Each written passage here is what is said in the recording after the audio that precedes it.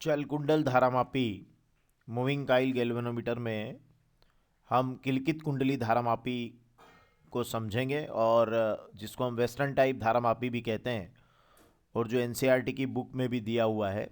तो चल कुंडल धारामापी की एक तो हम रचना को पूरा समझेंगे, छोटे छोटे जितने प्रश्न हैं उनको भी समझ लेंगे, उसका सिद्धांत देखेंगे, फिर उसका सूत्र देखेंगे और धारामापी नियतांक को देखते हुए आखिरी में उसकी सुग्राहिता देखेंगे। तो कुल मिलाकर पूरा चल कुंडल धारामापी इस वीडियो के जरिए हम कवर करने की कोशिश करेंगे।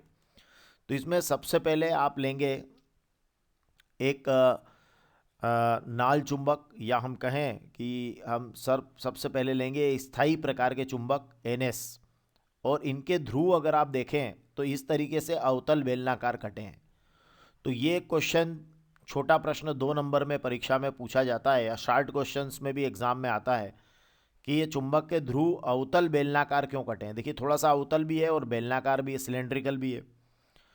तो उससे क्या होगा कि इनके बीच का जो चुंबकीय क्षेत्र है वो त्रिज्यीय बन जाएगा। तो इसका जवाब एक लाइन में आप दीजिएगा कि इससे चुंबकीय क्षेत्र त्रिज्यीय हो जाएगा और उसकी तीव्रता बढ़ जाएगी। जवाब फिर से देख लीजिए, चुंबकीय क्षेत्र त्रिज्यीय हो जाएगा और उसकी तीव्रता बढ़ जाएगी। तो चलिए आगे बढ़ें। अब इसके यहाँ पर इस जगह जो है आप ये देख रहे होंगे, तो ये हमने यहाँ पर लिया है नर्म लोहे का क्रोड। तो ये नर्म लोहे का क्रोड इस तरीके से बीचों बीच में कुंडली के रखा रहेगा।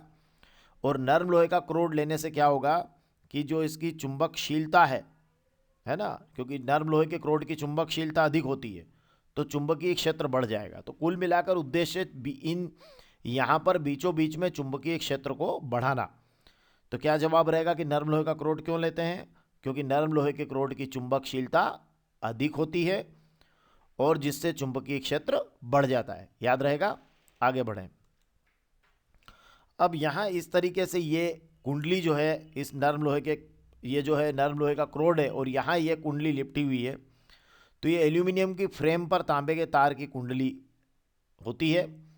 कुंडली बनाई कैसे जाती है? ये एल्यूमिनियम की फ्रेम पर तांबे के तार लपेटकर बनाई गई कुंडली है। अब एल्यूमिनियम क्यों लेते हैं इसमें?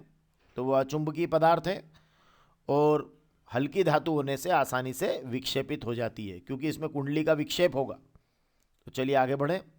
तो इसमें ये आपका हिस्सा हो गया कुंडली वाला, और डायग्राम ये एनसीईआरटी का है तो इसी तरीके से आपको बनाना है। अब यहाँ देखिए बीचों बीच में ये हमने जो लिया है वो है स्प्रिंग।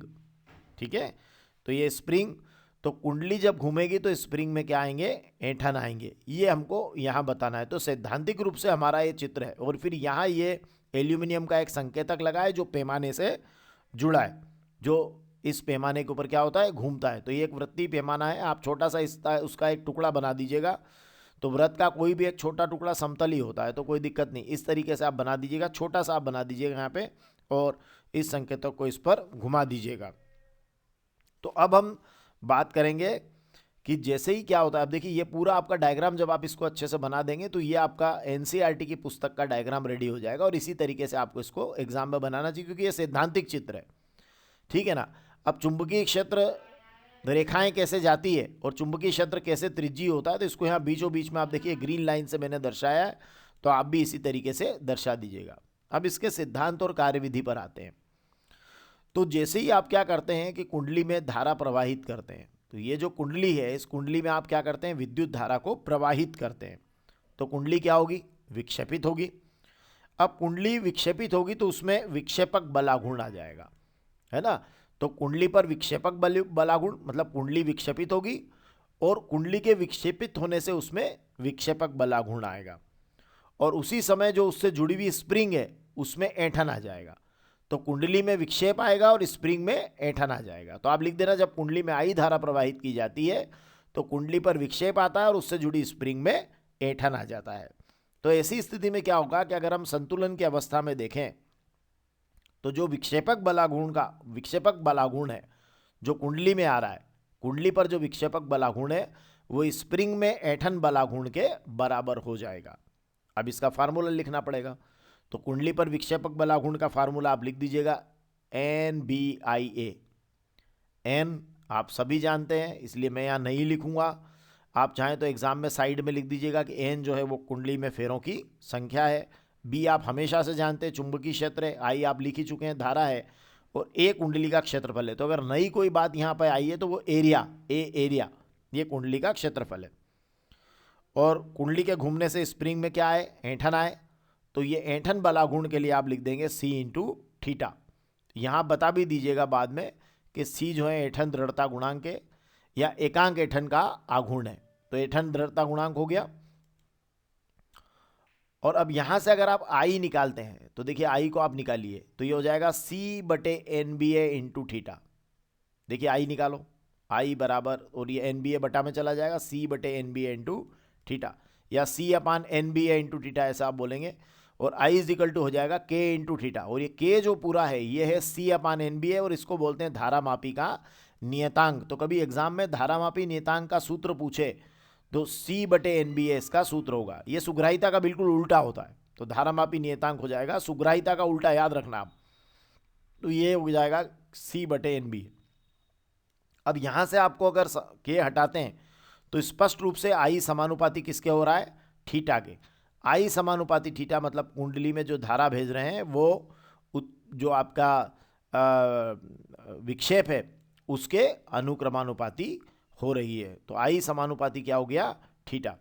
तो बहुत सिंपल है। आप इसको कुंडली में धारा भेजेंगे तो कुंडली पर विक्षेपक बलागुण और स्प्रिंग में ऐंठन बलागुण साम्यावस्था में दोनों को बराबर बता दीजिएगा और वहाँ से आई समानुपाती थीटा निकाल लीजिएगा। तो ये सिद्धांत और कार्यविधि हो जाएगी। नामांकित चित्र आपको एनसीईआरटी का बनाना चाहिए। और सुग्राहिता तो किसी भी उपकरण की क्या होती है उसको मैं बताना चाहूँगा आपको। सुग्राहिता का मतलब ये होता है कि वो कितना रिस्पांस करता है अगर उसमें कोई एकांक धारा भेजें। मतलब कोई भी धारामापी है तो उसका जो, आपको पता है कि धारामापी का काम क्या है। धारामापी का काम है धारा की दिशा का मापन, किसी भी परिपथ में धारा की उपस्थिति का मापन, और अगर इसमें शंट जोड़ दें तो ये अमीटर का काम करता है।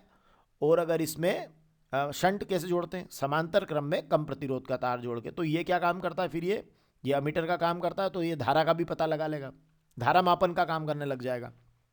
और अगर इसके श्रेणी क्रम में उच्च प्रतिरोध का तार जोड़ देंगे तो ये वोल्टमीटर का काम करेगा। मतलब परिपथ में किन्हीं दो बिंदुओं के बीच का विभवांतर भी निकालेगा। तो चलकुंडल धारामापी के कई सारे उपयोग हैं। मतलब जैसे आप, एक तो सबसे बड़ी बात तो अगर केवल धारामापी की बात पूछे तो धारा की उपस्थिति का पता लगाना, लेकिन इसके साथ इससे अमीटर भी बनता है और वोल्टमीटर भी बनता है। तो फिर अमीटर क्या करता है, अमीटर क्या काम करता है, अमीटर जो है वो धारा का मापन करता है और वोल्टमीटर विभवांतर का, तो वो भी काम इससे हो गया। चलिए, अब सुग्राहिता क्या है कि अगर मान लो धारामापी में हम एकांक धारा प्रवाहित करें तो उसकी कुंडली में जो विक्षेप आएगा उसकी सुग्राहिता कहलाएगी। मतलब एक एकांक धारा भेजे और कुंडली में विक्षेप, तो क्या कहलाएगी, वो सुग्राहिता कहलाएगी। अब एकांक धारा प्रवाहित करने पर, मान लो आई धारा प्रवाहित करने पर विक्षेप थीटा है, तो एकांक धारा प्रवाहित करने पर क्या होगा, थीटा बटे आई। देखिए ऐसे बनता है, आई धारा प्रवाहित करने पर उत्पन्न विक्षेप थीटा, इसलिए एक धारा प्रवाहित करने पर उत्पन्न विक्षेप थीटा बटे आई, और यही आपकी सुग्राहिता हो गई। अगर यहाँ से थीटा बटे आई निकालेंगे तो आप देखो ये के का बिल्कुल उल्टा होगा। थीटा बटे आई निकालिए तो ये के का उल्टा हो जाएगा, तो वो हो जाएगा एन बी ए बटे सी। इसका मतलब ये है कि सुग्राहिता जो है वो फेरों की संख्या पर निर्भर करती है। फेरों की संख्या बढ़ेगी, सुग्राहिता बढ़ेगी। चुंबकीय क्षेत्र की तीव्रता बढ़ेगी, सुग्राहिता बढ़ेगी। और इसीलिए इस पर नंबर ऑफ टर्न्स ज़्यादा लिए जाते हैं ताकि सुग्राहिता बढ़े। इसीलिए क्या करते हैं कि चुंबकीय क्षेत्र में यहाँ पर ये आप अवतल बेलनाकार काटते हैं, है ना, ताकि ये सुग्राहिता बढ़े। नरम लोहे का क्रोड लेते हैं ताकि चुंबकीय क्षेत्र बढ़े और सुग्राहिता बढ़े। और ये कुंडली के एरिया के भी अनुक्रमानुपाती होती है। क्षेत्रफल बढ़ने पर भी सुग्राहिता बढ़ती है। परंतु ये जो कुंडली का एकांक ऐंठन का आघूर्ण है, अगर ये कम होगा तो सुग्राहिता बढ़ेगी। ये 4 इसकी निर्भरता के बिंदु भी आप तैयार करके एग्जाम में जाएंगे। तो मैंने बहुत सारी चीज़ें इसके अंदर बता दी है आपको। मतलब ये भी बता दिया अवतल बेलनाकार क्यों कटे हैं, ये भी मैंने बता दिया इसके बीच नरम लोहे का क्रोड क्यों रखते हैं, है ना। ये भी मैंने आपको इसके बीच इसमें बता दिया कि इसमें एल्यूमिनियम का ही मतलब एल्यूमिनियम की फ्रेम पर ही कुंडली को लपेट कर क्यों बनाया जाता है ना। ये भी मैंने आपको बताया कि ये आपका जो है किस तरीके से विक्षेपक बलागुण और ऐंठन बलागुण आकर ये आंसर आपका निकलेगा। बहुत सिंपल आंसर, बस इतना ही एग्जाम में आपको लिख देना है। Thank you very much.